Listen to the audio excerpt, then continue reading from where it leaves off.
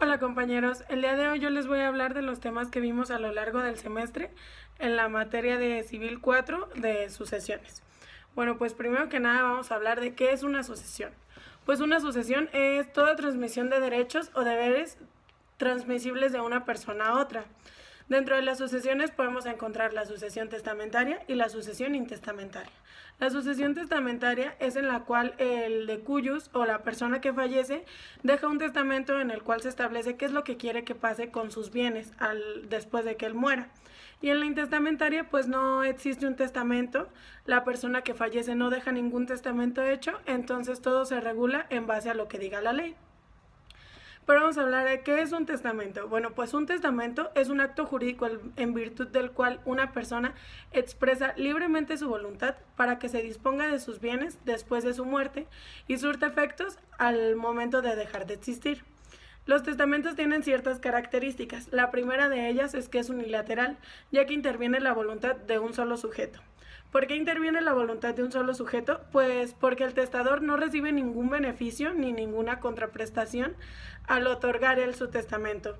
Simplemente él expresa su voluntad en ese testamento y eso es lo que se debe de seguir. También es solemne ya que solo puede realizarse en las formas que establece la ley. No se puede realizar como cualquier persona quiera. Es personalísimo ya que no puede ser realizado por ninguna otra persona ni por representantes de personas ni por el representante legal de una persona que sea incapaz. Bueno, ¿por qué sucede esto? Porque el testamento es la voluntad de la persona, del testador. Entonces, no lo puede realizar ningún otro sujeto en su nombre, ya que entonces podría no ser la voluntad del testador. Por esto se dice que es personalísimo. También es revocable, ya que el testador es libre de modificar el testamento anterior, dejándolo sin efecto. ¿Cómo es esto? Pues cuando una persona realiza un testamento no quiere decir que tenga que ser el único que exista, sino que si en algún punto él decide realizar otro, puede dejar sin efectos el anterior y crear un nuevo testamento. Y por último, es libre, ya que no es resultado de ninguna obligación contractual entre personas. También tenemos los tipos de testamento. Bueno, los tipos de testamento se dividen en dos, en ordinarios y en especiales. Dentro de los ordinarios podemos encontrar el testamento público abierto, el testamento público cerrado, el hológrafo y dentro de los especiales podemos encontrar el testamento privado, el testamento militar, el testamento hecho fuera del Estado y el testamento hecho en país extranjero. Todos estos tipos de testamento tienen sus características específicas y tienen la forma en la que se realizan, como la ley nos marca de qué forma se tiene que realizar cada uno de ellos. No podemos entrar como en explicaciones de cada uno de estos, ya que se volvería un poquito más larga nuestro resumen de las clases. Sin embargo, el más utilizado de estos es el testamento público abierto, ya que es el que se podría decir que tiene un poquito más de validez a la hora de algún juicio o algún procedimiento que se tenga que llevar a cabo. Dentro de los testamentos podemos encontrar a los herederos y a los legatarios. Los herederos son personas que adquieren la herencia a título universal. ¿Qué quiere decir esto? Pues que adquieren tanto los bienes y los derechos como las obligaciones. Pero también podemos encontrar a los legatarios. ¿Qué es un legatario? Pues es una libertad que hace el testador a favor de una persona al que no se le atribuye la cualidad de heredero, entregándole un bien específico. El legado habrá de hacerse obligatoriamente en un testamento. Al legatario se le entrega, bueno, en el testamento se le deja establecido exactamente qué es lo que le va a tocar, no sé, un carro, una casa, se especifica exactamente cuál va a ser la que le va a tocar y a este se le pueden agregar cargas o condiciones. Pero no será considerado como un heredero de la herencia, sino que será considerado como un legatario. Eh, bueno, también vamos a ver el orden en el que las personas tienen derecho a heredar. Existen 6 órdenes. El primero de ellos es heredan primero los descendientes, después el cónyuge, luego el concubino o la concubina. En el segundo orden heredan los ascendientes, el cónyuge o el concubino o la concubina a falta de descendientes. En el tercer orden heredan los hermanos y el cónyuge o el concubino y la concubina a falta de descendientes y ascendientes. En el cuarto orden, heredan el cónyuge o el concubino o la concubina a falta de todos los anteriores. En el quinto orden, heredan los colaterales hasta el cuarto grado si no hay descendientes, ascendientes, pariente, cónyuge, concubino o concubina. Y por último, en el sexto orden, hereda el Sistema para el Desarrollo Integral de la Familia de Jalisco a falta de los anteriores. Este orden lo podemos encontrar en el Código Civil del Estado de Jalisco y es la forma en la que se debe de heredar cuando no hay un testamento, cuando la sucesión va a ser intestamentaria. También dentro de las sucesiones, en todos los casos vamos a encontrar el albacea. ¿Pero qué es el albacea? Bueno, pues es la persona a quien el testador, los herederos, los legatarios o el juez en su defecto designarán como representante de su gestión para darle cumplimiento a la última voluntad del decuyos o a las disposiciones de la ley. El albacea es una parte fundamental de todas las sucesiones, ya que este aparece tanto en las sucesiones testamentarias como intestamentarias, ya que el testador puede nombrarlo, como les mencioné anteriormente, o lo pueden nombrar los herederos o el juez, puesto que este es quien se encarga de todos los aspectos administrativos de la herencia hasta que ésta culmine. También podemos encontrar la figura del interventor dentro de las sucesiones. El interventor es la institución creada por la ley para cuidar que se respeten los derechos de determinados interesados en la sucesión. En pocas palabras, se podría decir que el interventor es el vigilante de los actos del albacea. Este busca cuidar o proteger los derechos o los bienes que tiene alguna persona dentro de la sucesión que considere que no se le están tomando en cuenta o que tenga ciertas dudas sobre el trabajo del albacea. Entonces el interventor entra para supervisar el trabajo que está realizando el albacea para que lo realice de la mejor forma.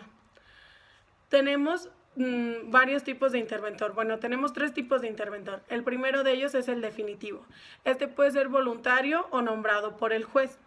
También existe el provisional o el procesal.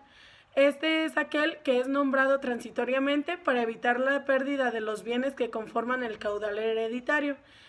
Y por último tenemos el judicial, que es el que lo nombra el juez. También vamos a hablar de ¿en qué consiste la apertura de la herencia? Bueno, pues la apertura de la herencia es la iniciación del proceso de liquidación de la herencia que parte del momento de la muerte del autor. Básicamente es cuando inician todos los trámites de la sucesión después de que haya muerto el testador. También dentro de la apertura de la herencia podemos ver los términos de vocación y delación. Primero que nada, ¿qué es la vocación? Bueno, pues es el derecho que se les da a los herederos de heredar en determinada sucesión. Es el derecho que tienen las personas que se establecen en el testamento o que se consideran con el derecho a heredar en caso de una sucesión intestamentaria. ¿Y qué se entiende por delación? Pues la delación es el llamamiento por voluntad del testador o de la ley que se hace al heredero para que adquiera tal carácter. Es el acto por el cual el llamado acepta ser heredero o repudia ser heredero. La delación es cuando se le llama y entonces es el momento en el cual una persona puede aceptar el ser heredero y continuar con el proceso para recibir su herencia, o es el momento en el cual puede repudiar esa parte de la herencia, o sea, no acepta la herencia y entonces ahí termina su papel en esta sucesión. También podemos encontrar en qué consiste la acción de petición de la herencia.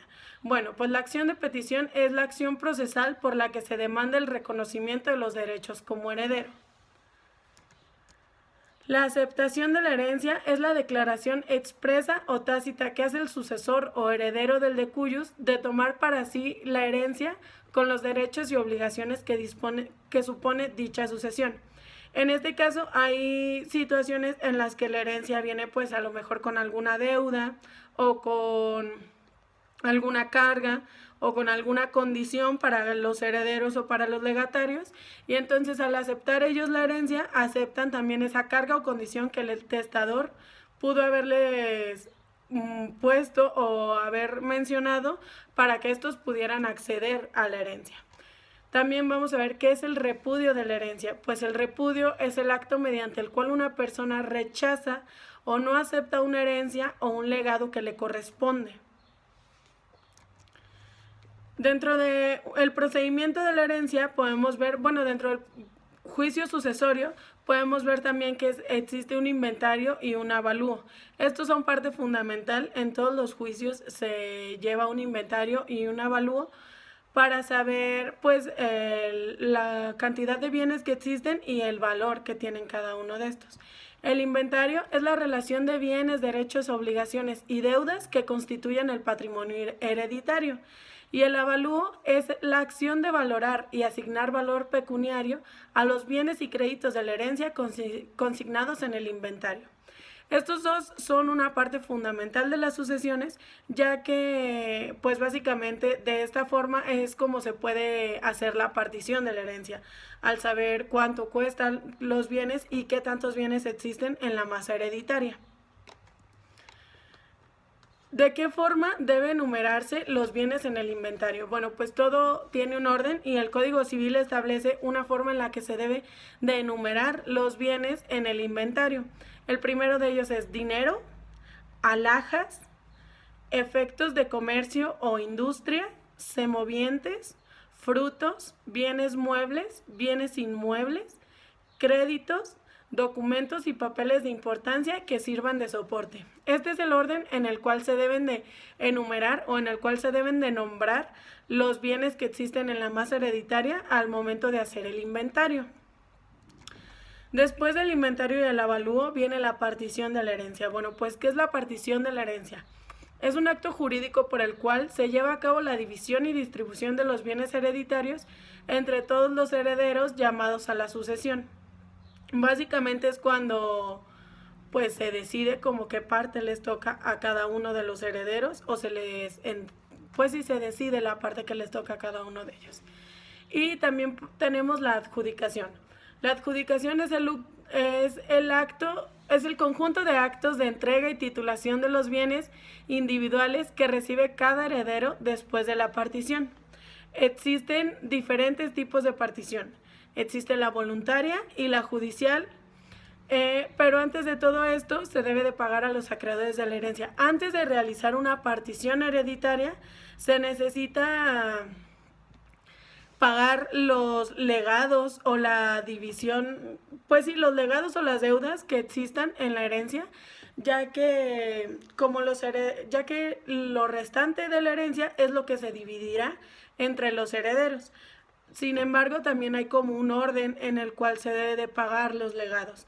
Primero son los legados preferentes y existe el orden que marca la ley para la forma en que se deben de pagar los legados. Pues creo que eso sería todo en cuanto a las sucesiones.